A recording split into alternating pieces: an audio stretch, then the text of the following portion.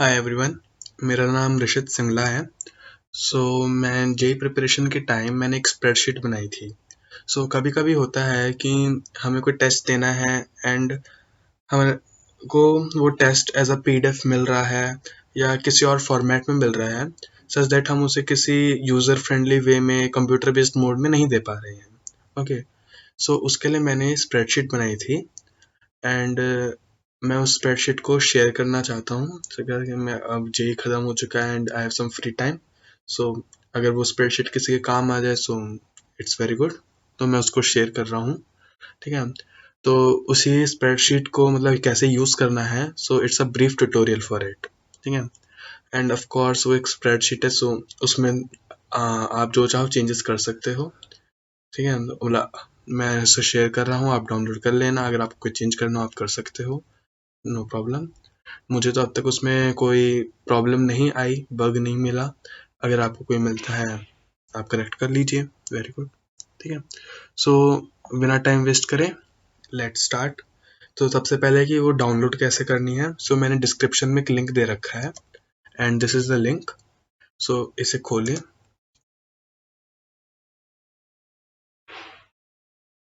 Okay, link खोलें and then ये यहाँ पे हमारा आंसर शीट। ये answer sheet basically the Excel file है जिसकी मैं बात करता स्प्रेडशीट। ओके, तो इसको डाउनलोड करना है।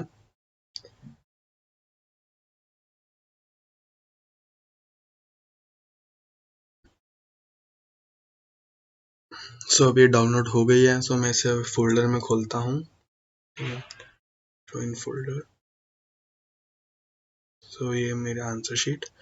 मैं इसे कॉपी करता हूँ एंड मैंने एक फोल्डर बना रखा है स्प्रेडशीट डेमोस्ट्रेशन नाम से, जिसमें मैं इसको पेस्ट कर लेता हूँ। ओके, मैं डाउनलोड को क्रॉस कर लेता हूँ and I can cross Chrome as well. Very well. ठीक है। तो एक चीज़ याद रखनी है हमें कि जो इसकी ओरिजिनल कॉपी है, मतलब जो ओरिजिनल फाइल है, लाइक ये मेरी ओरिजिनल फाइल है, तो इसके साथ कोई छेड़छाड़ नहीं करनी अनलेस आपको पता है इसे सही कैसे कर सकते हैं। ठीक है। सो मतलब पता होने की कोई बात नहीं है, इट्स सिंपल ही होता है, बट फिर भी किसी के लिए हो सकता है कॉम्प्लिकेट हो जाए, तो आई डोंट वांट। तो मैं ये प्रेफर करूँगा कि इसको हमेशा कॉपी पेस्ट। ठीक है, कॉपी पेस्ट करो एंड देन उसमें जो करना है फिर करो। मतलब जो डुप्लीकेट फाइल है। मैं सबसे पहले इसको रीनेम कर लेता हूँ। जैसे मैंने कहा ये टेस्ट देने के लिए है, तो मैंने एक टेस्ट, तो जे एडवांस के पेपर से बेटर क्या टेस्ट होगा, तो मैंने जे एडवांस 2020 का पेपर 1 ले रखा है फॉर डेमोस्ट्रेशन। तो मैं इसका नाम भी जे एडवांस 2020 पेपर 1 रख लेता हूँ। ठीक है। तो अभी मैं स्प्रेडशीट ओपन कर लेता हूँ, जे एडवांस 2020 P1।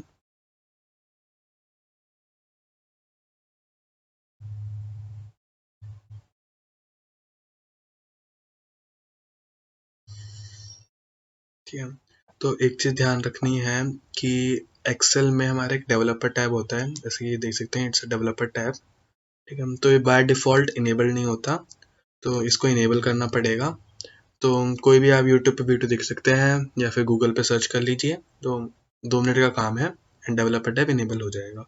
तो अब स्प्रेडशीट से चालू करते हैं। तो जिस नाम से आपने स्प्रेडशीट सेव करी होगी वो नाम यहाँ हमारा फर्स्ट टॉप मोस्ट सेल में आ जाएगा। ठीक है। तो उसके बाद अब ये फर्स्ट हमारा जो ये वर्कशीट है, फर्स्ट वर्कशीट है एनालिसिस नाम की। ठीक है।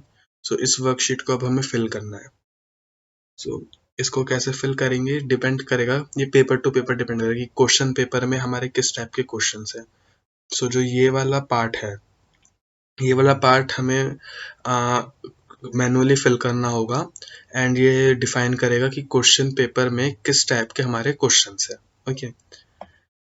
जो ये वाला पार्ट है, ये वाला पार्ट भी हम मैनुअली फिल करेंगे एंड ये बताएगा कि हम किस किस सब्जेक्ट का टेस्ट दे रहे हैं। मतलब हम ज़रूरी नहीं होता कि हम हमेशा physics chemistry maths as a full test दे रहे हों, 3 घंटे का मॉक टेस्ट। हो सकता है कभी हम सिर्फ फिजिक्स का दे रहे हो या सिर्फ मैथ्स का। ठीक है। तो उन सब के लिए भी ये मतलब फ्लेक्सिबल है स्प्रेडशीट, सो वो भी ये हैंडल कर सकती है। तो वो चीज़ हम इस कॉलम मतलब इस सेट ऑफ सेल्स में डिफाइन करेंगे। तो एंड ये सेल्स ये हमें ऑर्डर के लिए कि जो क्वेश्चन नंबर्स हैं, अलग अलग टेस्ट में अलग अलग टाइप के ऑर्डर्स होते हैं, क्वेश्चन नंबर्स मतलब होते हैं। सो ये उनको हैंडल करने के लिए, तो मैं एक एक करके इनको डिटेल में समझाता हूँ। उससे पहले मुझे अब वो ओपन करनी पड़ेगा क्वेश्चन पेपर, जिसको हम एज अ रेफरेंस यूज करने वाले हैं। ठीक है, तो ये मैंने क्वेश्चन पेपर ओपन कर लिया। Very good. तो पहले मैं एक बार समझाता हूँ क्या क्या है ये। सो ये डिफरेंट टाइप ऑफ क्वेश्चंस लिखे हुए हैं मैंने यहाँ पे। Single correct, multi correct, paragraph, list, matrix, integer, numerical. ठीक है। सो जब मैंने स्प्रेडशीट बनाई थी तब मैंने इन्हीं टाइप के क्वेश्चंस देखे थे। बट हाँ, मेरे टाइम पे एक नए टाइप के क्वेश्चंस भी आ गए, स्टेम काइंड, जो स्टेम क्वेश्चंस थे। सो ये स्प्रेडशीट मैंने तब तक नहीं बनाई थी उनको हैंडल करने के लिए, बट नेवर माइंड, उनको हम हमेशा न्यूमेरिकल टाइप में डाल सकते हो, क्योंकि stem questions and numerical they are same more less. So अगर तुम चाहो तो खुद से स्टेम क्वेश्चन का एक एक्स्ट्रा रो डाल के एंड थोड़ी बहुत इसमें सेल्स वगैरह चेंज करके तुम ऐड ऑन कर सकते हो, बट न्यूमेरिकल टाइप को भी एज अ स्टेम क्वेश्चंस की तरह यूज कर सकते हो, योर विश। ठीक है। सो अब ये वाला जो कॉलम है ये बताएगा कि इस टाइप की पर्टिकुलर सिंगल करेक्ट, मैं इस सेल की बात करूं तो ये बता रहा है कि सिंगल करेक्ट टाइप के क्वेश्चन में करेक्ट आंसर देने पे कितने मार्क्स मिलेंगे। ये सेल बता रहा है कि इनकरेक्ट होने पे कितने मार्क्स कटेंगे, एंड ये बता रहा है कि नॉट अटेम्प्टेड होने पे, मतलब हमने अटेम्प्ट नहीं करा, सो उसमें कितने मार्क्स मिलेंगे। ये है कि हमारे कितने नंबर ऑफ क्वेश्चंस है, सिंगल करेक्ट के कितने नंबर ऑफ क्वेश्चंस है। ठीक है। एंड ऑर्डर, ऑर्डर का मतलब कि पेपर में किस ऑर्डर में क्वेश्चन है। लाइक हो सकता है सबसे पहले पेपर में सिंगल करेक्ट हो, देन मल्टी करेक्ट हो, देन इंटीजर्स हो। सो सिंगल करेक्ट का ऑर्डर होगा 1, मल्टी करेक्ट का ऑर्डर होगा 2, इंटीजर का ऑर्डर होगा 3। हो सकता है किसी पेपर में सबसे पहले पैराग्राफ के क्वेश्चन हो, देन मल्टी करेक्ट हो, एंड देन न्यूमेरिकल हो। सो उसमें पैराग्राफ का ऑर्डर होगा 1, मल्टी करेक्ट का ऑर्डर होगा 2, एंड न्यूमेरिकल का ऑर्डर होगा 3। सो ये है ऑर्डर हमारा। अब मैंने बीच में कॉलम स्किप कर दिया था। ओके। सो इसमें ये कॉलम सिर्फ हमारा multi correct, paragraph and matrix type questions के लिए भरना है। ठीक है। तो इस कॉलम पे मैं अभी बाद में आऊंगा। ठीक है। तो सबसे पहले मैं पेपर देखता हूँ कि हमारे पेपर में क्या क्या है। सो सबसे पहले पेपर में है 6 सिंगल करेक्ट क्वेश्चंस +3 0 -1। ठीक है। तो सिंगल करेक्ट, करेक्ट आंसर आने पे हमें +3 मिलेंगे, इनकरेक्ट पे -1, नॉट अटेम्प्टेड पे 0, नंबर ऑफ क्वेश्चंस 6। ठीक है। ये वाला कॉलम सिंगल करेक्ट के लिए नहीं है, सो इसमें कुछ नहीं भरना। ऑर्डर 1, सबसे पहले सिंगल करेक्ट है। ठीक है। अब इसके बाद हाँ, अभी जेई का पेपर है, जेई के पेपर में थोड़ा रहता है कि हमें स्क्रॉल करना पड़ रहा है क्वेश्चन वगैरह, but most of the papers हमारे ऐसे होते हैं कि उनमें पेपर का किस टाइप के पेपर में क्वेश्चन है वो फर्स्ट पेज पे लिख रखे होते हैं। So you won't have to scroll, तो तुम्हें मतलब स्पॉइलर नहीं मिलेंगे क्वेश्चन पेपर के। ठीक है ना। तो अब हमारा है multi correct 6 questions +4 -2 0 partial marking. Okay. So multi correct +4 for correct answer, incorrect answer के -2, नॉट अटेम्प्टेड पे 0, नंबर ऑफ क्वेश्चंस 6। अब ये कॉलम पूछ रहा है कि हमारे मल्टी करेक्ट में क्या पार्शियल मार्किंग होगी। अगर पार्शियल मार्किंग है देन हमें y लिखना है, कैपिटल Y। ठीक है। और अगर पार्शियल मार्किंग नहीं है देन हमें n लिखना है। सो पार्शियल मार्किंग होगी, सो आई विल राइट y। ठीक है। And order 2। Very good. अब इसके बाद अगला हमारे किस टाइप के क्वेश्चंस हैं। अब हमारा है न्यूमेरिकल टाइप +6 क्वेश्चंस +4 0 0। ओके।